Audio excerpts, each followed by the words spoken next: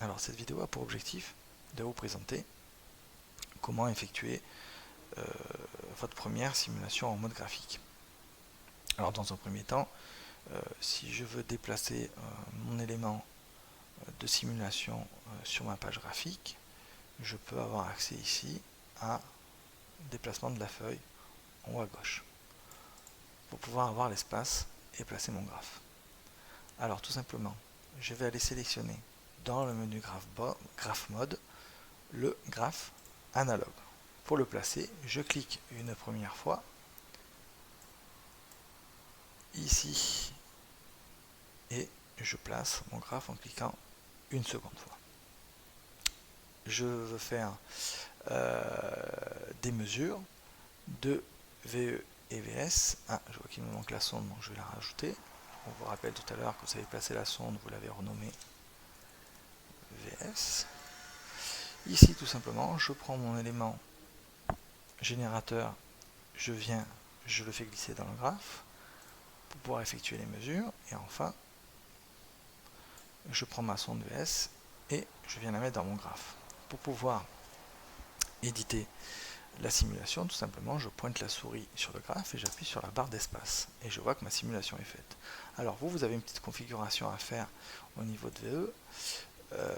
Au niveau de VE, il vous est demandé de faire un signal carré avec tension nulle à l'initialisation, 5 volts et de 200 Hz.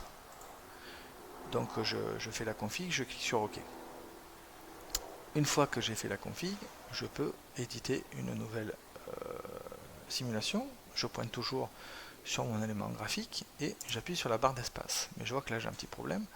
J'ai une fréquence de 200 Hz et j'ai une période là de mesure qui est de 1 seconde. Qu'est-ce que j'ai? J'ai 200 éléments, donc c'est pas visible. Donc simplement pour pouvoir avoir accès au menu de configuration graphique, je clique bouton droit et je fais Edit Property.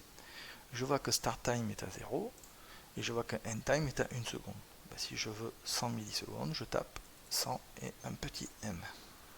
Je clique sur OK et je vois ici que je commence à voir plus d'éléments et je vois un petit peu mieux ce qui se passe. Je veux encore réduire, toujours Edit, Property et je tape ici, par exemple, 20 millisecondes. Je clique OK et je vois qu'ici sur 20 millisecondes j'ai 1, 2, 3, 4 périodes. À vous de faire l'analyse. Donc si vous voulez faire des mesures maintenant, vous pouvez double-cliquer et faire des mesures en pointant ici.